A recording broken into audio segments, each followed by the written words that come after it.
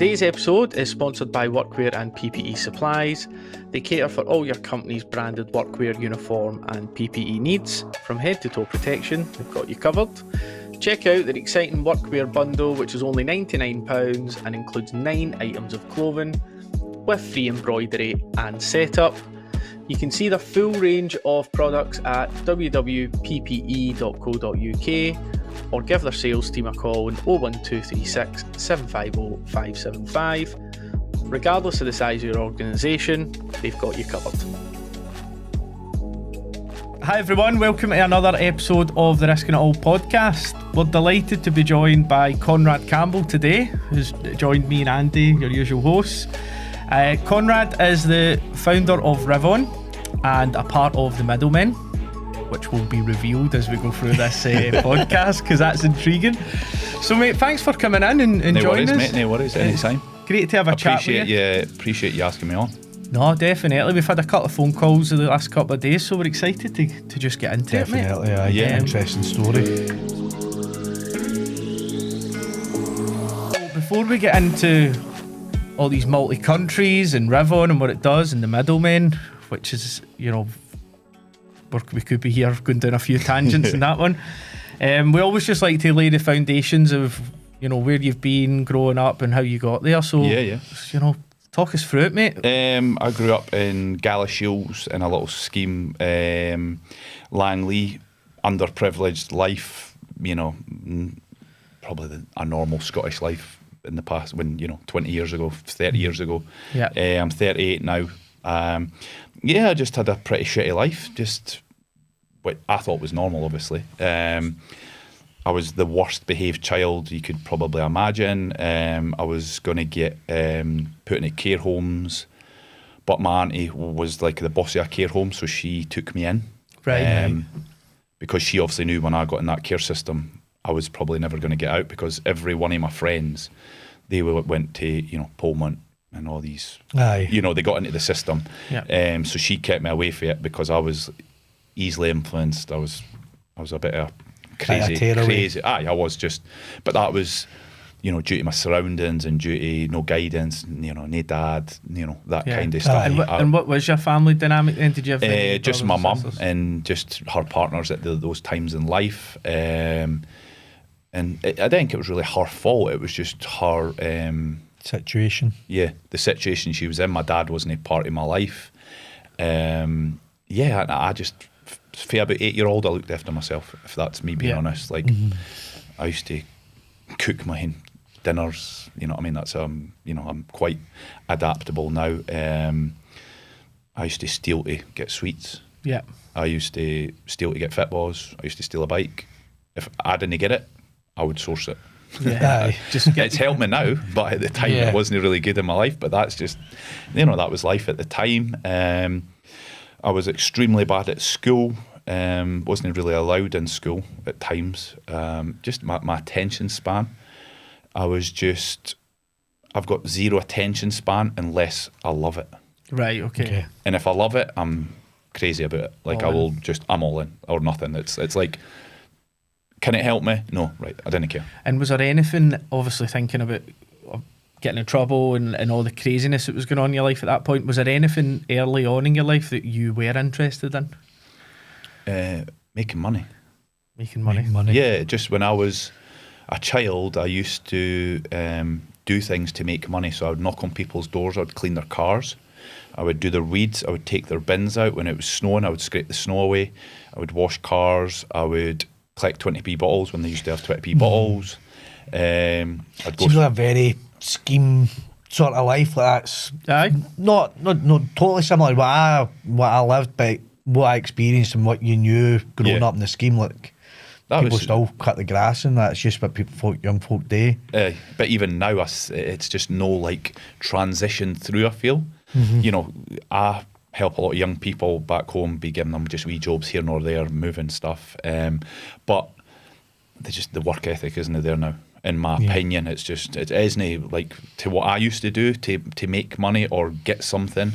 It's just the most opposite now. So I used to just do anything to make money because I was never given money. So I thought, right, I need to go get it.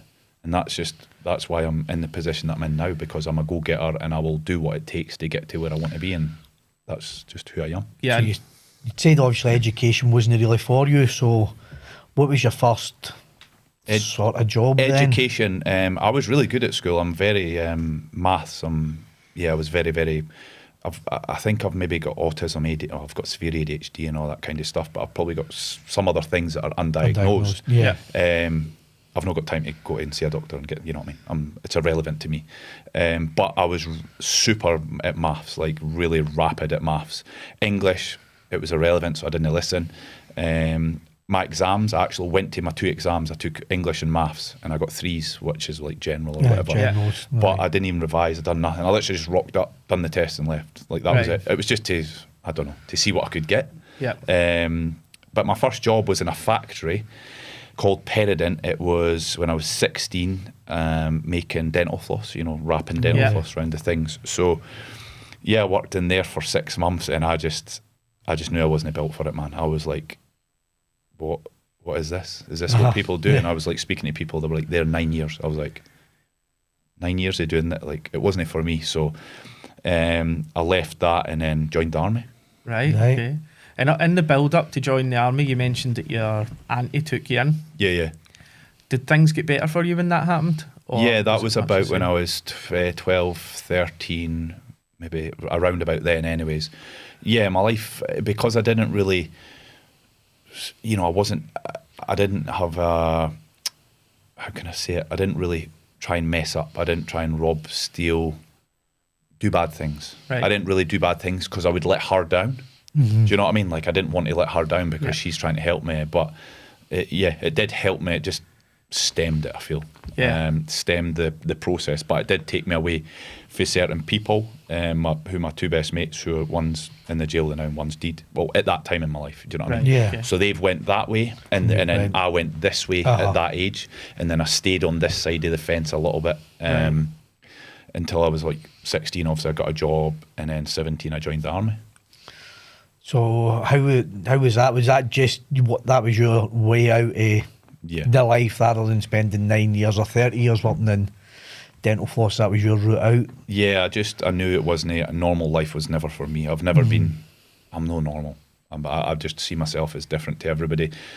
People, I don't know how people live normal lives, like get up, do the same thing, go walk their dog, go home, chill with the missus. I can't do that. That's just no me, and it's never been me. So I just thought the army's, gone to wars, parachuting, doing this, doing that, hiking, cycling, skiing. They obviously sold it to you. Yeah. I bought into it, but then when you get in, you realise quickly that wasn't it. That's no it. Sounds like a nice holiday. That it was. What year did you join the army? 2003. September cool. 2003. So that's ringing a few. Aye, so that's alarm bells going on around the world there at that point. Aye. So you joined right in the middle of the Middle Eastern War, Iraq and Afghanistan. That's what I was looking forward to. So 2003, 2004 was training. 2004 I went to Germany, lived there for 3 years in Sennelager, part of 20 Brigade, 200 SIGs was the unit. Then went to Iraq in April 2006 to November. It was good. Right, okay. Very good. So talk to us about that experience then. What was it like? I loved it. I felt like, it sounds weird, and people that know me or know me at that time, they know that that's what I was. I live in high pressure environments. It's just, I just love living in that world where you're like, you're on edge, you've got to think, adapt, you've just got to be on the ball, and that's, it's fight or flight constant. And I still live with it now, no like, trauma or whatever, but I still live in that mindset, because I went and seen a therapist last year, and he was like, you live in a fight and flight 100. He's like, you're on constant fight or flight is at 100. So I just loved being there. Good experience, crazy, learnt a lot. I just push myself. I just always just push it to the very, very maximum. And what was your sort of role in the army then? Were you? I was a signaller, so I started off as a signaller, like doing communications with jets, planes, operational stuff. I was actually teaching, so I learnt a system one of the first people. I was only 19, but I always, as I said, when I do something, I learn it to the maximum. And then I was flying around the whole of Iraq just on my own in helicopters to teach guys forward operating bits. And then I flew to HMS York in the middle of the Gulf Sea just on my own, and I was just doing communications for them, just teaching them, showing them how best to utilize the communications. I just learned something to the best of my ability always. Brilliant. So did you progress through the ranks in the army? Yeah. I was pretty fast. I was super fast. You know, I was always ahead of my peers. My downfall in life was alcohol and my crazy.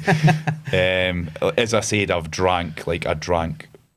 was mental. Like, and it's been a downfall in my life, but we'll touch on it now. I did drink, and then I'm as straight as they come, because it's just a downfall in my life that I thought was normal. I grew up with my mum drinking a bottle of vodka every Friday.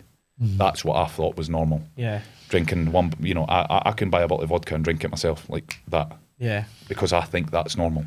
So I just keep drinking it until the bottle's gone, you know. Yeah. I think it may be a Scottish thing, or... Yeah. Maybe. And was there a culture? Obviously, I've never been in the army, never been near the army, but I'd imagine when you're on in a war zone, it's really intense. So when you do get leave, is there a culture of people just going and getting pished? Because that was it. It was 2 weeks off. So you got R&R, 2 weeks, come home, scrap, get some birds, go back.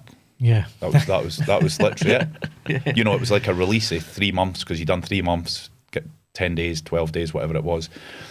Go and waste all your money that you've just saved up, and then go back out and do the same again. That was normal to me. But yeah, drink was my downfall. We touching on the progression. Yeah, I got promoted fast. I got promoted in my first year. I done jobs that were, you know, 2 ranks above. Mm-hmm. Always, I was one of those guys. I was like, yeah, I'll do it. Yeah. Working, you know, forward operating bases.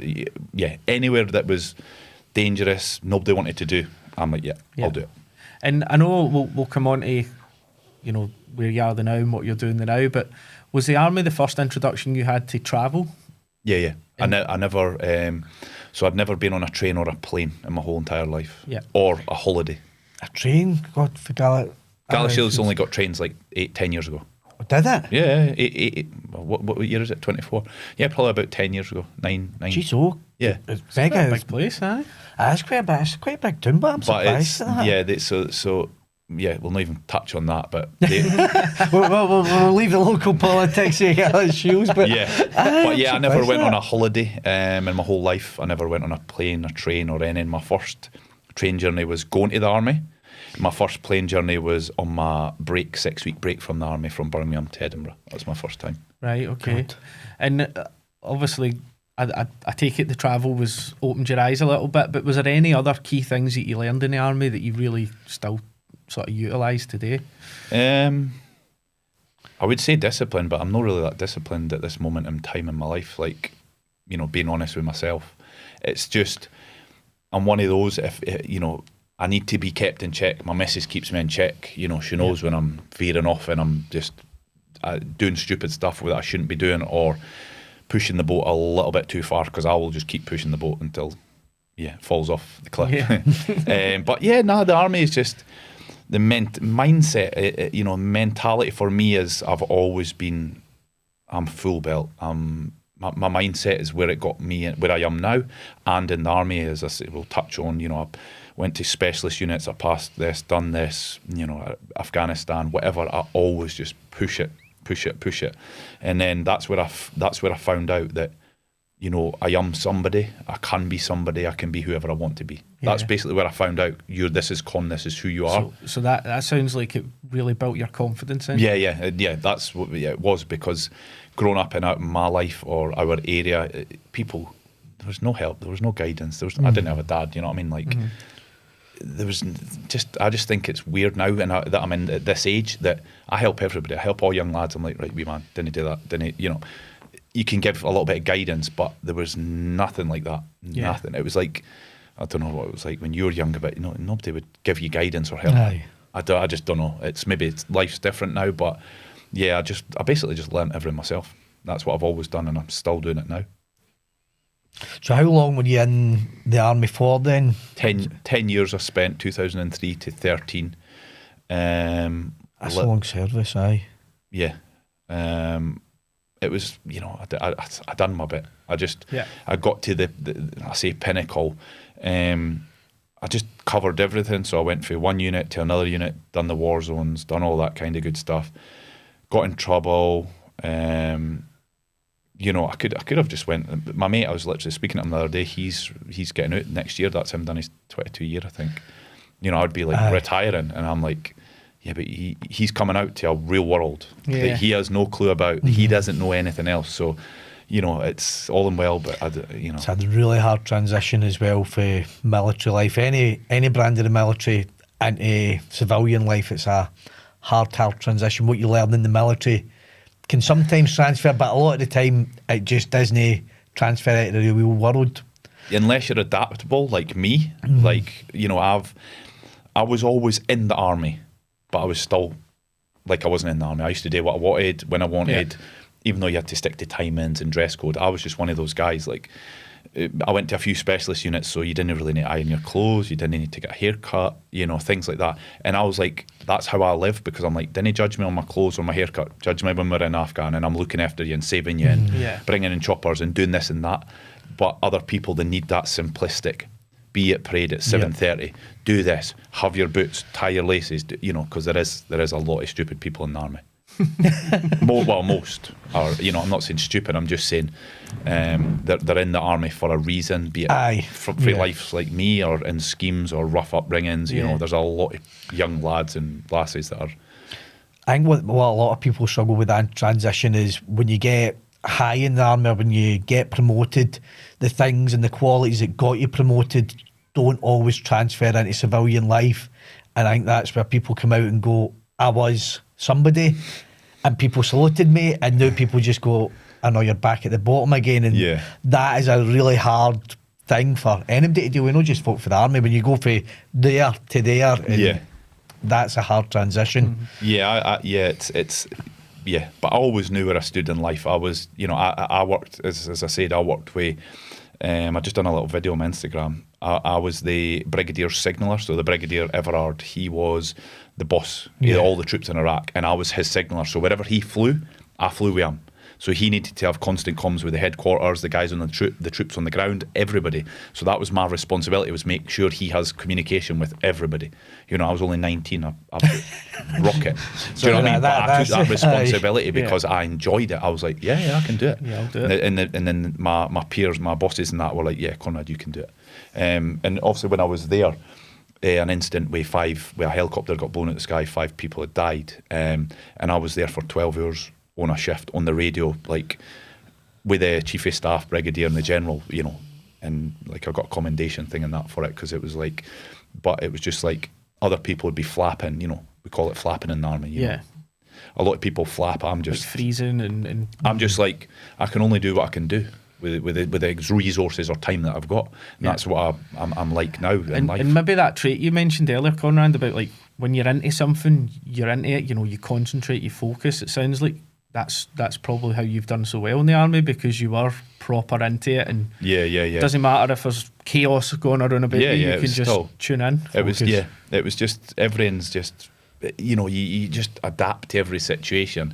Didn't worry, didn't flap, didn't, I've been in a lot of situations where I'm just like, as I went through the army, everybody would know this guy knows his stuff. Like when I went to Afghan with the 3 rifles, they wanted me on the ground at every single time because I can bring in jets, Apaches, you name it, I can get it. Yeah. So they were like, I'm their saviour. Do you know what I mean? But I can't keep doing that because I need sleep.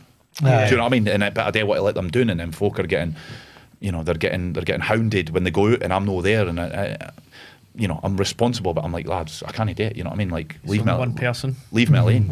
So, but I enjoyed it, but it was just like, it was. I've always just done the best that I can do in the situation that I'm in. So. So you got through your 10 years then. What was the next step for you after the army? So I went to there's a plant company in Glasgow. I don't know, I can't remember the name. Big plant company. I learnt how to drive plant. diggers, machinery. I didn't have a Scooby what I was going to do, so I was just like, right, I'll go do that.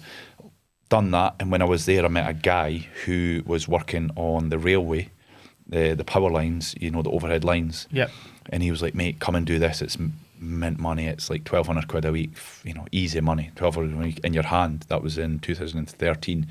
So I phoned up him, went to Akona. Steve's the boss there. He's ex-guard sergeant major, so he knows his stuff. Yeah. And I went and done that, and then bullshitted my way into a job in London. Said I can do everything. Got down there, and I was like to the guy, look, mate, I'm very quick at learning, so just teach me in a week, and I'll be fine. And then that was the rest history. Brilliant. And what was your job in London? What were you doing? I built the St Pancras and the tunnels in London. So I done all the overhead for the trains that go from St Pancras down to Kent. Right. Just done all that every night. We were in the tunnels, just putting up the overheads, putting up the traction, stuff like that. It was very easy for like 1,200-1,300 quid a week. I didn't literally done nothing. I only done it just because of the money. That was literally it. There was no enjoyment or there was no satisfaction. It was just subsidising my life, and I didn't know what I wanted to do at the time, and I was literally going out and wasting all the money anyways. So it was just a vicious money goes circle. quickly in London, I suppose. Yeah, it was just a vicious circle. But it was, it was a learning experience. I think I'd done that for maybe a year and a half, and he wanted me to stay there. They were wanting to pay me like $2,000 a week to stay there and be like a manager there and run it. And I came to a job in Scotland.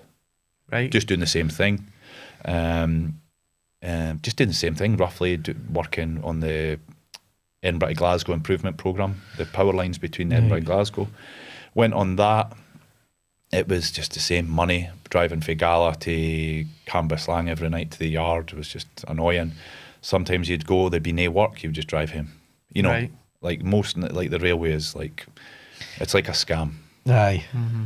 Yeah, you do a couple hours work. People like that, but I didn't, because I'm wasting my life here. It's funny because every time I've heard someone working in it, I don't know if you've had this, but whenever you hear somebody's working in the railways or working in the railways, it's always like this connotation that they're getting really well paid. It's the same as working for the council. I work for the council about 2 days a week. But you get paid for 5. I've yet to hear MD say, I'm getting paid buttons working in the railways. No, the railways good money. Obviously, I just jumped a few levels. So you obviously get trackmen that fix the track and young lads, whatever, and then you get, specialist jobs, be it signallers or overheads. Overheads was booming at that time because everywhere was getting the new overheads. Yeah. So I went straight into that, and in Glasgow I was on about 1,500 quid a week. Right. So I take it then you're doing this, making decent money, but you're a bit bored mentally, you're no stimulated, you need something more. Yeah, that was basically it. I was making loads of money and just wasting it at the weekends. It was just going round in circles, and then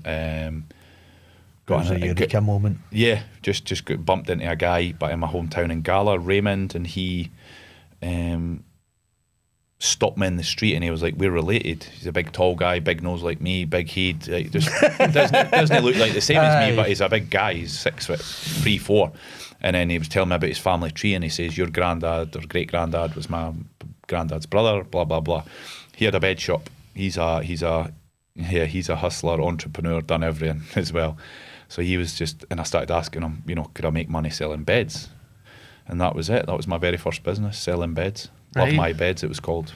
Brilliant. So you've went for army, 10 years, veteran, seen all sorts in combat, couple of other jobs in the railways, overheads, London, back to Glasgow, and then you're selling beds. Yeah. So it's mad. that's a big jump. That's, as I said, that's what I do. I just wanted to do something. I literally wanted to do something to say, right, I've built it. Like, even in that period when I was doing the overheads, I started like a window cleaning company with my mate, but like I was putting in all the graft and he wasn't, blah, blah, blah, blah. So I just, I just chinned it off. Yeah. But I was always thinking of something else. So the beds was the first thing. I didn't have a clue about beds, how to sell, shops, rent, rates, electric, gas, all the stuff that comes along with having a business. I knew nothing, but I just done it. I just went, get me X amount of beds, I'll find a shop. I found a shop, and That was it. That was it. And how did that first initial period go then? So once you started to realise, oh shit, I need to think about this, I need to think about that. It was good. It was, what you think money's then's like different to my thought process now, but I was like, oh yeah, this is good. I can make, you can get a bed for 200 quid and sell it for 7, but then you've got to also use your skills to get the sale. You've got to think of the layout of the shop, what's like user friendly, and just what's nice on the eye, and that's I've got that type of skill. I feel that I know what people want. Like, that's how I've built businesses, doing whatever with people. But the beds was just, I learned a lot. I've done a lot of mistakes. But what I thought was like a lot of money, making 3-4 grand a week. Obviously, it was not a profit, but I was like, oh, this is good. And meanwhile, I was still working on the railway for about 2 months. So I was getting home at 5 in the morning, and then I was getting up at 9-10 in the morning to open the shop. So were you doing like night shifts in there? Yeah. That's what I'd done in Glasgow. And then I was opening the shop, and then my girlfriend at the time, her mum was working in it, but then I sacked her. Yeah, didn't work it. Nah. So having no quite as drastic as that, obviously, but when I started my business, I was working full time, and I empathise with you because it's no easy. Yeah, I could only imagine what it would be like rolling off a night shift to do a day shift. Yeah. That's like a different level of no easy. Yeah. How did you keep at it then for those 2 months when you had both? Just perseverance, resilience. I do like failing. That's my underlying factor. When I do something, I am not failing. Like, if I start something and I put my name on it, it's not going to happen. So I made it happen. And then I started working in it and built it well and done it good. And I was like, right, I can get I knew there was a market there. Yeah. So I was like, right, find a bigger shop. And then I found a better shop in the town, massive shop, good price, good rent, perfect location. Then I just put everything into there, moved into a bigger and better shop. That was it. That was the next stage. Right. So and that went really well. But the way I was living my life at that time, I was partying, drinking every week. Just, my head was just up Mars. Yeah. Mm-hmm. To be honest, I was like working, but then at the weekends, I just had no purpose. You know what I mean? I was just daft, to be honest. I wouldn't even say young, I was just daft. I was just daft. I had no like support system around me. I had no, I was doing stupid shit. But then you're in your mid-20s, you've got your own business, and MD in their mid-20s, it's never done it. But I was the same, mid-20s, own business, bit of money in your pocket, and you're just fucking, you think it's fine. You're just like, fuck it. It's always going to be there. You're always going to do it. But you don't realise you're actually just stemming the growth, or it just takes realisation. So I got that second shop, and then me being me, come up with another idea. So I started a food prep company called Full Spectrum Nutrition. One of the first in Scotland, I think, because I copied a couple of guys from London, and I was always watching them. Obviously, there's different market, different everything. Me being me, I just dived straight in. Didn't do any market research, didn't check, when you say it to somebody, I'm going to start a food prep, they're like, yeah, that'll be class, mate. I'll defo order off you. They go to the gym, or people in the gym. And then I soon realised everybody's lazy. Everybody. Yeah. Doesn't matter if you go to the gym, you're still lazy. I'm lazy. I would still, rather go and buy this out quick instead of, meal prepping. It's just I think it's just British mentality. I don't know. Aye, it's just a bit Scottish. Sometimes you just eat for the sake of it, just to keep moving. Yeah. And people are just lazy that I way. built that, and that was my biggest failure to date. So what happened business? With it? I just built it, and I was just punting my balls in, man. I was just working 7 days a week, doing the beds and that, multi side by side, and then I was cooking food. I was doing like 50 people's meals, so that if they bought like 3 meals a day, I would do the first 3 days on the Sunday, and then I brought in 2 people, my mate and another guy. They started doing it as well, and it just. And I was still partying at the same time as all this. Still going out. So I was waking up rough on a Sunday. They were cooking the food. They'd finished cooking the food, and then I'd drive it round and deliver it to all the folk in the borders. We never went online. I did look at it. I'm glad I never, just because it was brutal. Hardest business I've ever done. Yeah. But that was I made it hard because I never done any market research. I thought I knew what I was on about. Even Raymond, who helped me with my first business, he specifically told me in his house, do not start it. Yeah. He went, do not start it. I had Hoggy, Stuart Hogg and that. I had all rugby guys, football guys, like taking the meals, but it just doesn't work out the way you think it's gonna. Yeah. Like, and I'm one of those. If I believe in it, I'm doing it. Even though you could say, didn't do it, I'm just going to do it. I need to find out myself. Yeah. And that's what Raymond done. He was in his house and he was like, Con, do not do it. Yeah. And then after I'd done it, I was like, yeah, fair dues. Was it just the labour it has to get into it? The labour, the time, just, it's crazy. And I see guys doing it now. There's a couple of guys in Edinburgh, one still does it now, and I know for a fact they'll be, brutal business. Brutal. But it's like, I don't know if meal prep's probably different to like a Hello Fresh or Go or that. Different scales. That's what I was going to say. So it must be really hard to expand that beyond your handful of clients, because you need to go from you and a dude to a plant and proper.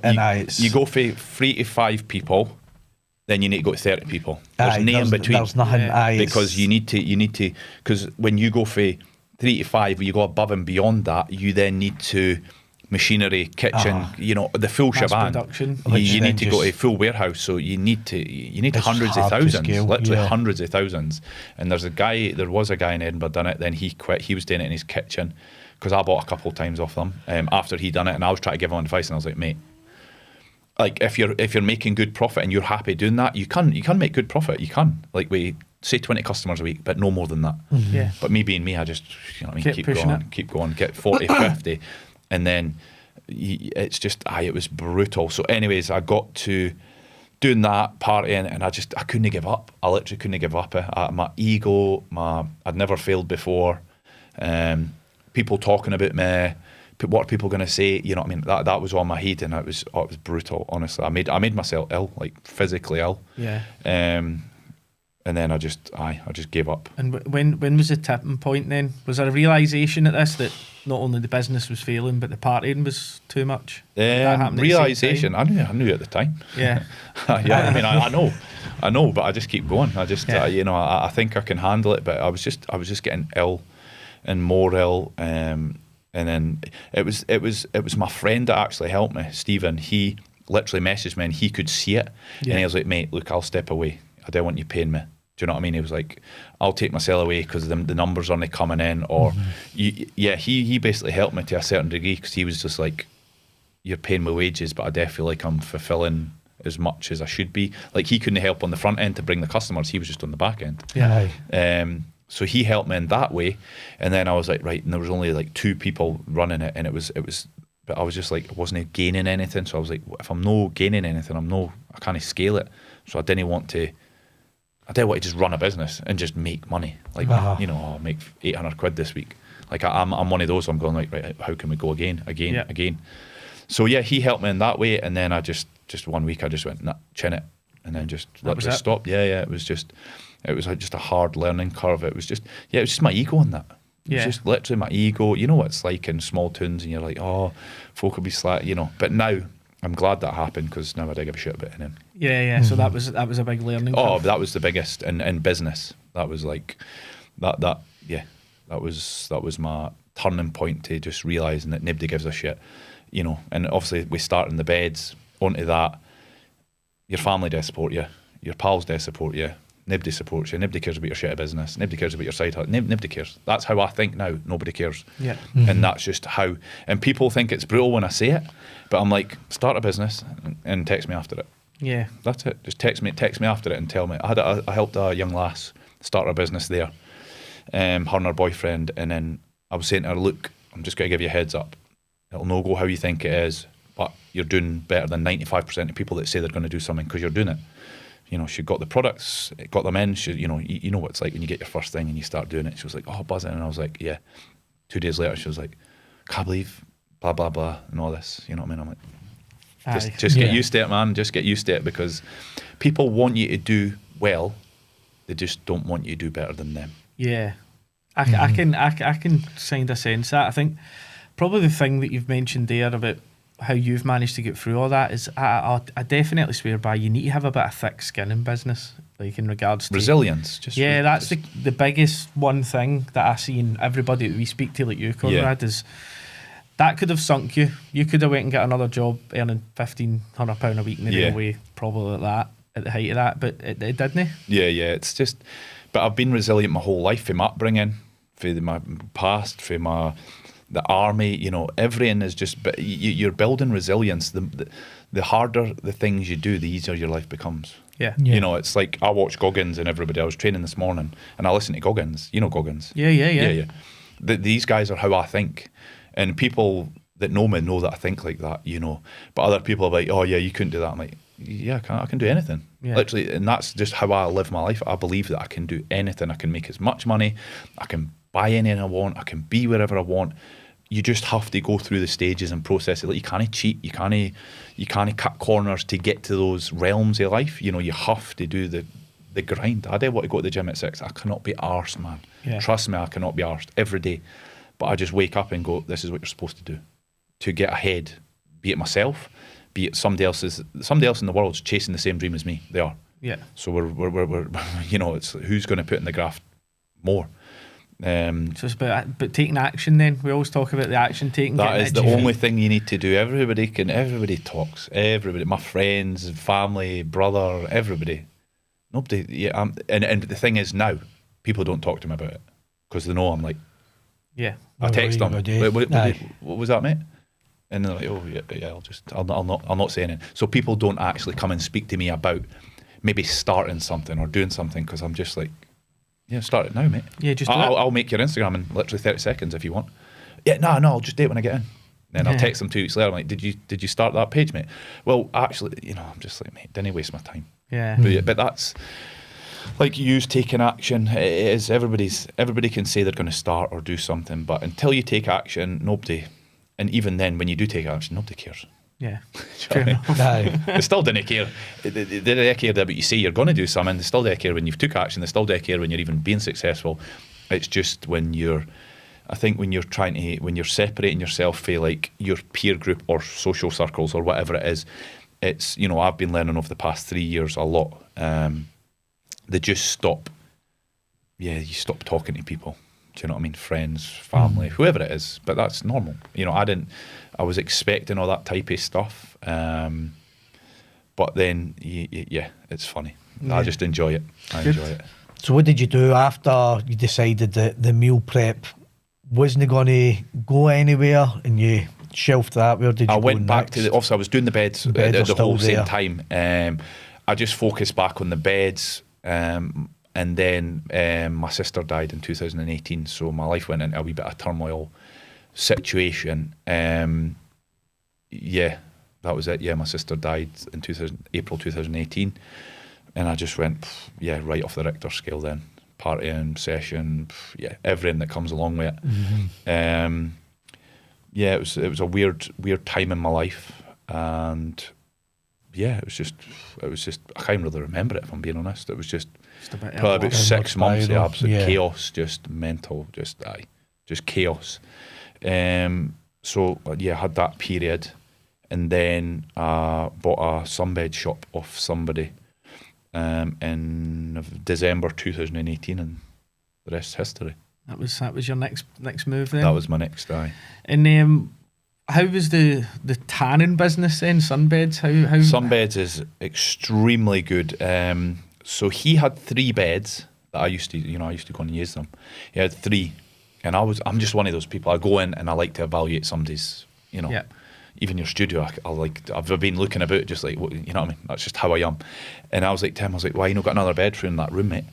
It's like people like they don't think like that. So I was like, right, sound. And then I went away to London just for a trip at New Year. I think it was New Year in 2018. And he texted me, he's like, mate, do you want to take it over or buy it?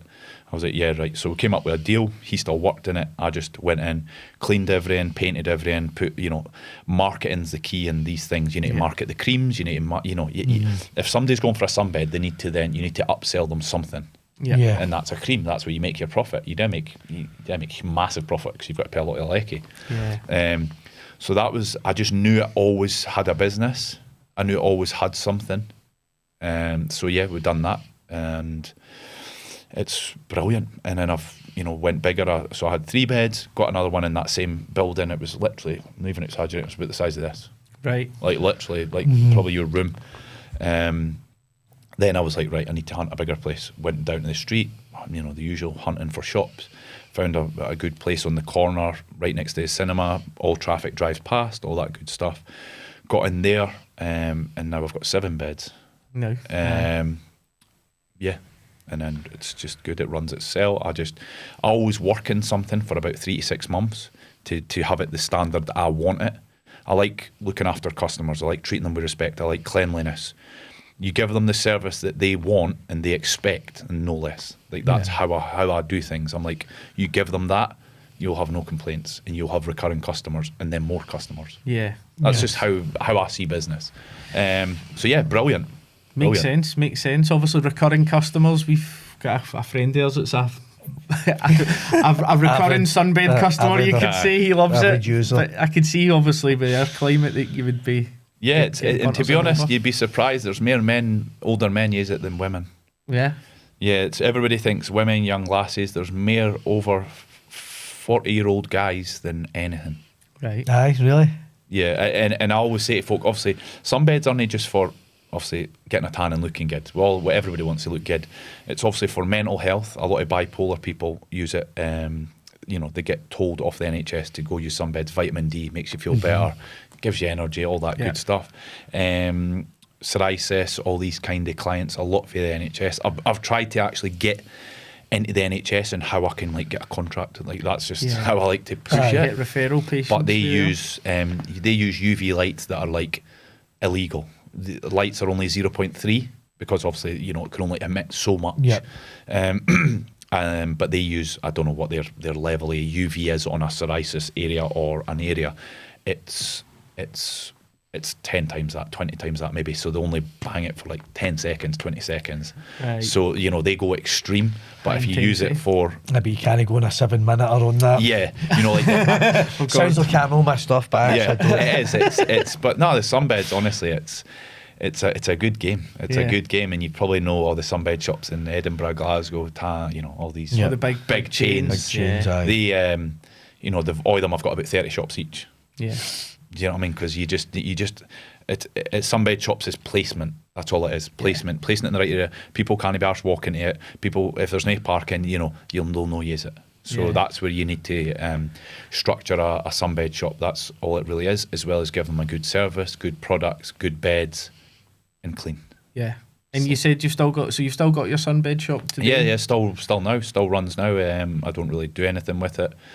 Just runs itself. Literally, it runs itself. I just make sure everything's, working, everything's ticking over. The place is good. And also I came up with my online tanning brand, Love My Tan. Because me being me, how can I make more money? So I was selling creams, mainly Australian Gold, and buying them at this, selling them at that. So you've only got this margin. Mm-hmm. Yeah. And I was like, what if I bring my own one out? And I could buy it at this and sell it at this. And then I've got the full bit.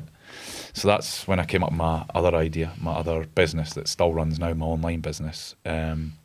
Because obviously I was like, bloody hell, people, you make a lot on selling creams, a lot. Yeah. And most sunbed shops now have their own creams. They're copying people like us. I think that seems to be quite... So, admittedly, I've not done a lot of work in e-commerce. Only as a marketer, we're very much in the lead generation space, but I do see that people are either repurposing products into their own brand or creating their own one. It seems quite common now. So when you had that idea, right, okay, I'm going to bring out my own cream. Yeah. What was the steps you took to actually bring that to life? I was partying in lockdown, and I just me being me, I always research stuff. I'm always looking, and I just thought, right, I'm going to do it. And I remember saying to people in lockdown, partying, and I don't speak to any of these people anymore. Just you know what it's like going through that. But lockdown was mental, for me anyways. And I just said I'm going to do it, and I've never stopped ever since. So the process was a bit of research. Obviously, I knew the market, how many people buy it, cost, range of prices and things like that. And then the rest, just I came up with the name Love My Tan. because everybody loves a tan. So you love my tan. You know what I mean? It was just my thought process behind it. And I came up with a shit logo at the start. It was brutal. It was like a love heart with like a shady light brown to dark brown. You know what I mean? It was brutal. It was brutal. But it was just like, you know what I mean? I was trying to be on the feminine side. But yeah, just get in touch with suppliers in Poland, China, wherever it is. There's numerous places that you can find products. Easy now. Messaged them, got some products sent over, played about with them, obviously tried them on my sunbeds, tried them on people, tried them on my misses, you know, and then just formed, you know, came up with a nice formula. And I liked the scents, so I came up with strawberry, blueberry, grape and watermelon. Right. You know, so we came up with gels at first because creams weren't as easy to get as they are now, because obviously as the supply and demand goes up, you know, it's easier to access products. But at that time it was gels, and obviously gels, when you put it on, people put loads on, so when you go in the sunbed it melts and then you get greasy and things like that. So it's got a positive, you know, it gets you the fastest tan. But if you're going to work, you're working in the bank. The women working in the bank, she's not want to feel minging. So we came out with the gels first, and then a year later I brought my creams out, mango SPF for the sun protector side, and the grape, which is our best seller by a mile. And yeah, we've just advanced. We've just literally launched our new bottles. So you'll see the bottles on TikTok that everybody sells, you know, the wee silver or gold tops. So we've brought out our own 250ml bottle that's user friendly. So it's like, you know, a bottle that sits. I should have brought one, but anyways, you just try and get use out of it. We're not really sunbed goers, but he's been on a few. It just sits perfect, looks nice. It's got gold through it. It's, you know, it looks high end, premium. That's what I like to be. You know, we give the best products, because you get people on TikTok or whatever on the internet, Instagram, you know, and they're selling a product. You're selling yours at 25 to 30 quid, and they're selling at 15. People don't understand the difference. It's like anything in life, though. You know what I mean? So, like we've built our social media. I think we're at 30,000 followers. We've built that. That's all organic. You know, for 3 years we've built that, and it's we've got the name, we've got the brand, we've got recurring customers. It's, you know, it's just growing. But now we're taking it to the next level. Like, and to be honest, I've not even worked on it. Like, because we'll touch on it. I've built 2 gyms, built a carpet cleaning company, built a couple businesses in Dubai. Ever since I started that, it was basically my you know what I mean. Like my girlfriend, she basically run it. I'm just the director, and I just go right, do this. But now I'm involved a bit more because I'm not building or doing other things. So I'm mainly focusing on ads. You know, the online, just the scalability, see how much I can scale it. So to be honest, it's good. It's saturated now, but we're ahead of the game. You know, I'm always ahead of the game. You know, you'll get the lassie on TikTok selling that, and we're selling that. She might do more sales, but in longevity, she'll give up before I do. And that's just, you know, I build a business, they build making money. Makes sense.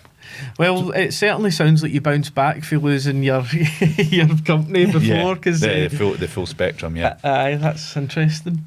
So can we jump to Dubai? Because I know that's a big part of like what you've been doing the past few years. You've been in that sort of space, moving things Dubai. So tell us how Dubai. I went on holiday in 2021 for a week, January 2021. Lockdown was still happening, but you know, there's ways around it. And I've never looked back. I went there for 1 week, and I just said I'm going to live here, just for me being the entrepreneur that I am. The opportunities, the people, the culture, tax-free. Why else would I not want to? But I've just been going back near enough every few months. The past year I've been going back near enough every month or every other month. I didn't start a business there, or I didn't start partnerships till about a year and a half ago. I met a few guys, and then we just started doing partnerships and consultancy. Obviously I've got my own company, Rivon. We set up, take care of everything for influencers, any large corporate, any person that wants to restructure their business into the UAE system to make benefits such as tax-free, scaling their brand or companies bigger, because obviously it's basically the centre of the world. Yeah. You've got Asia there, and you've got US and Europe here. So it's the centre of the world for business. So yeah, I could assume what the benefits are, right, of that. But let's say, just use me as an example, right? Yeah. So let's say I come to you and go, Conrad, right? I own a digital marketing company based in the UK. We transact business across the full world because that's one of the benefits of that. It's digital online business. I want to move my business from UK to UAE. Yeah. So what would I get out of that potentially? Potentially, you can, if you want to be a tax resident there, you need to live there for over 183 days. So you wouldn't then pay HMRC. But if you want to, you can have a business there that's stationed there. But if you're attached to that business, you still then have to, report to HMRC and do all that kind of stuff. So it depends on what you want to do personally. Yeah. You get a lot of consultant guys who'll go and live away or travel for there to Bali to wherever, so you're just not being a tax resident. But the benefits, obviously, tax free. Yeah. It's just more business opportunities. Your business will sound better and you'll sound more reputable if you say you're in Dubai. Yeah. Instead of going, I'm in Scotland and Glasgow. Yeah, yeah. Even though it's the same business, it just sounds better. And then people will maybe buy into it more. And that's why all the influencers and all the big people are all going there. So they've got the backdrops of the Burj Khalifa and all the, it's a subconscious thought that people think, he's a big deal. Him, I trust him. Yeah, yeah. But then they're the people you shouldn't trust. Do you know what I mean? It's what's reality and what's fiction, I suppose. Yeah, but that's. You mentioned influencers. Is that becoming really popular because of the glitz and glamour and the backdrop that influencers go to Dubai? Yeah, there's a lot of influencers. You can influence for anywhere in the world. Yeah, and obviously influencers pay a lot of money to the government and everything else, so they just go over there. And as I said, say you're a female and you're doing dresses, bikinis, you can go to a beach club. They'll get in the beach club for free. They'll get their food and drink for free. They'll take some photos, post it on Instagram, get paid for it. So they're getting everything for free, but they're actually getting paid for it, and they're keeping all their money to themselves. Yeah, like the full lot, like zero so tax. Zero tax. Zero. If you get paid 100k, you keep 100k. Yeah. Obviously, everything things are, you have to pay medical insurance. Yep. So you have to pay, but it's not much. But you get seen. You go to the doctors, you'll get seen in 2 minutes. Your rent depends on where you're living in Dubai. It's just like living in Edinburgh, Glasgow. It's the same. But apart from that, it's the benefits outweigh it massively. Yeah, it sounds very beneficial. And how difficult is it then? So you mentioned about 180 days. You need to be in there. Yeah. Is that per year? Yeah, obviously, 180 days. And then obviously with businesses, there's registration, bank accounts and all this stuff. How difficult is it to go through that process? On your own, I learnt the hard way, like I do, as always. I think I can do it. And it took me a long time. So the business license, you'd get a business license, which is your business name, the same as, you do Companies House. Yeah. You get that.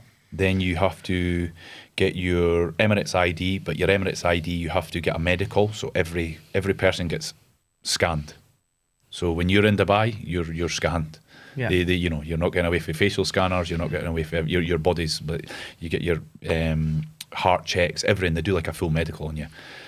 So that gets your Emirates ID. You need to be in the country, obviously, to do that. So we say 5 days to 2 weeks.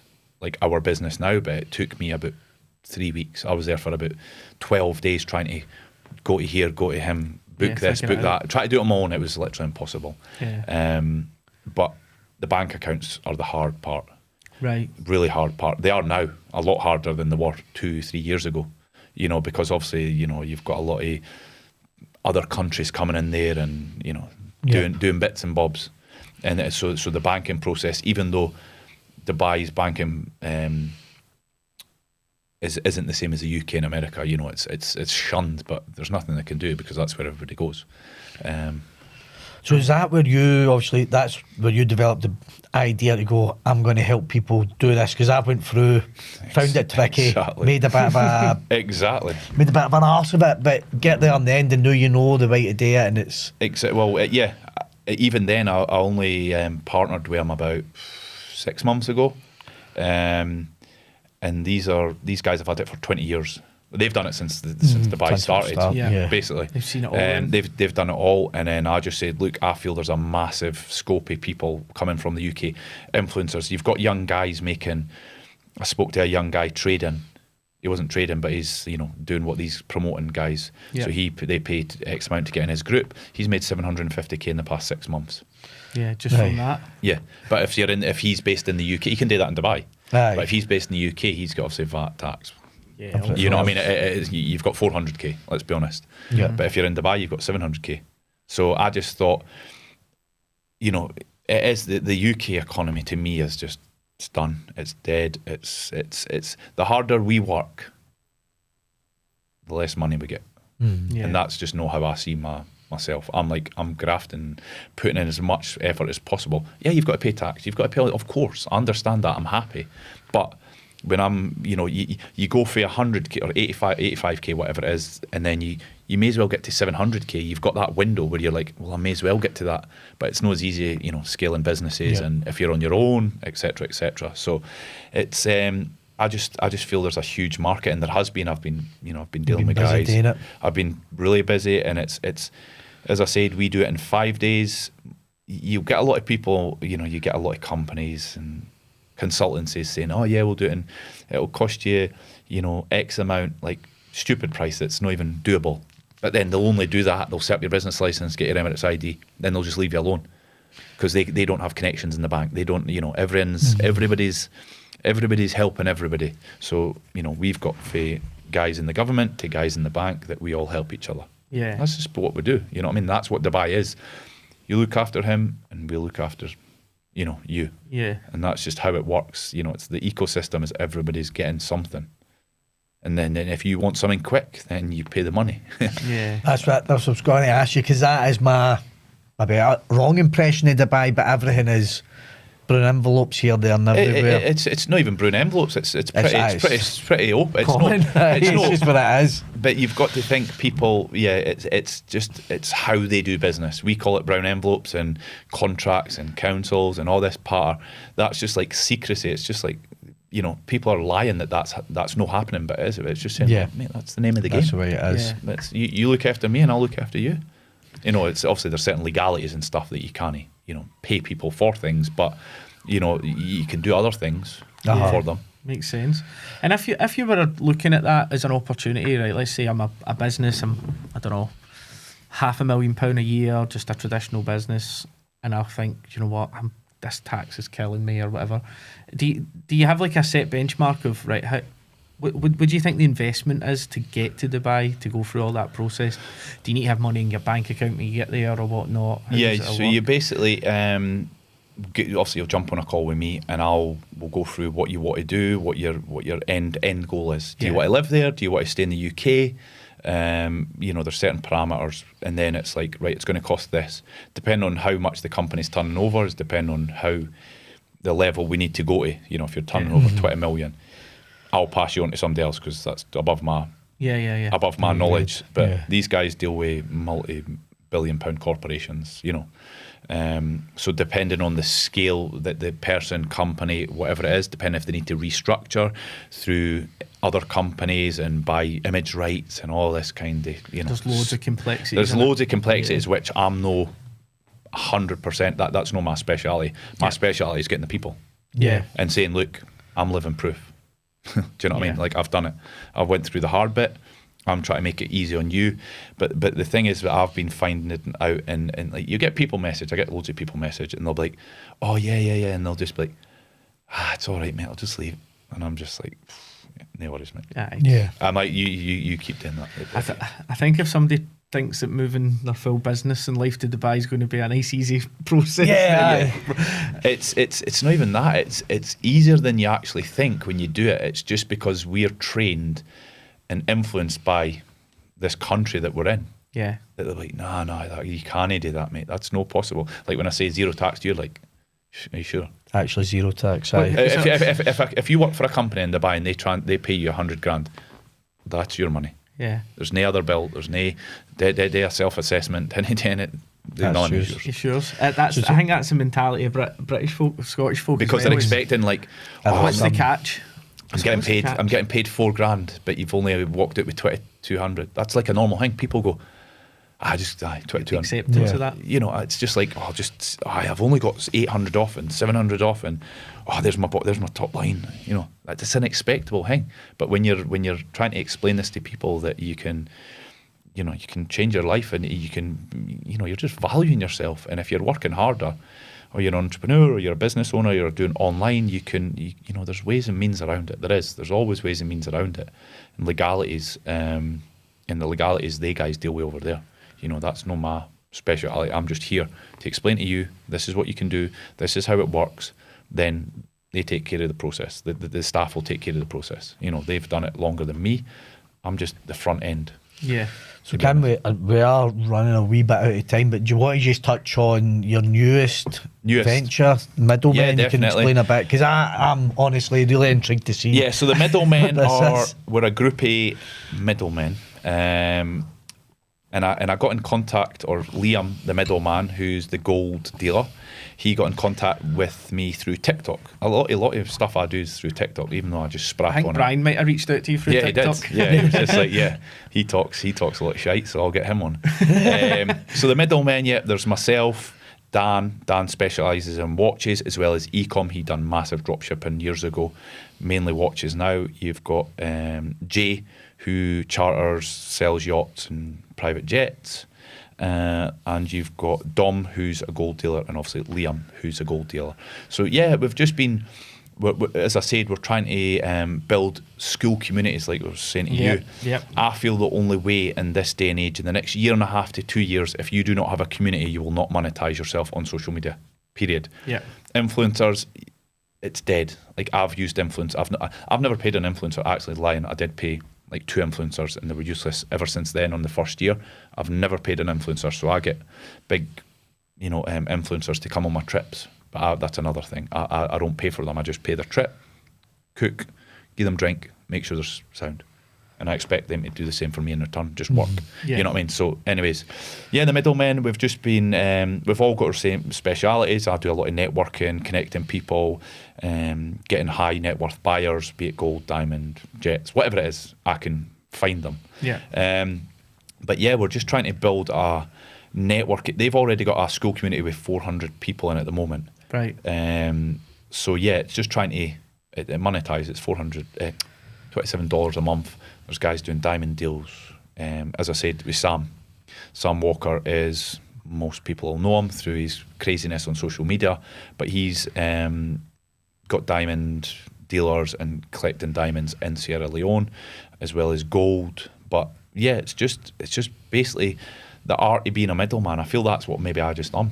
Yeah. Mm-hmm. You know what I mean? I feel I am a middleman, just not coasting, but going through life, because I've got businesses that run concurrently. But if I wasn't a middleman, I'd be working on that business. Yeah. Do you know what I mean? I'm like, right, that runs, happy days. What else can I do? What else can I do? What else can I do? So the middlemen it's what I'm going to push my social media to teach people, because, like, as I said to you, some of the deals that the guys are doing this week are like insane, like really insane. And then he was explaining to me, and I was like, "Is it that easy?" He was like, "Mate, it's literally that easy." It sounds insane. It sounds like something I'm going to watch in movies in 20 years' time. It is. It's just like they're moving like 500 kilos. Well, not moving, but they're getting a buyer. Because everybody's wanting money. Like, everybody wants to.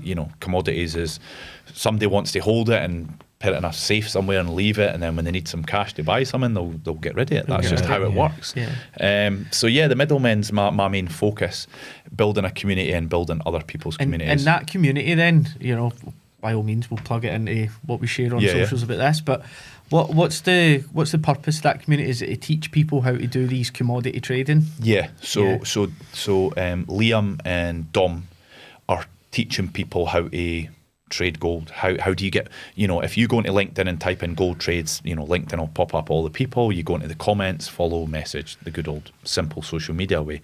You've got to get you get massive amount of scammers, of course. Like Jay, he was in Uganda 2 weeks ago, 2 kilos robbed off him, had to chase a guy on the bike, got it back.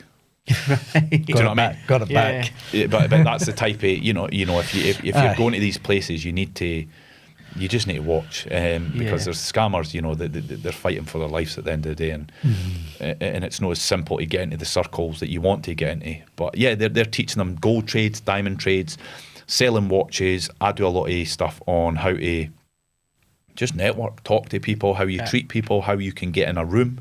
Like as I said, I don't know if I explained to you, and I was in Abu Dhabi at the conference. I was sitting with Gary Swart, the founder of Upwork, just having dinner.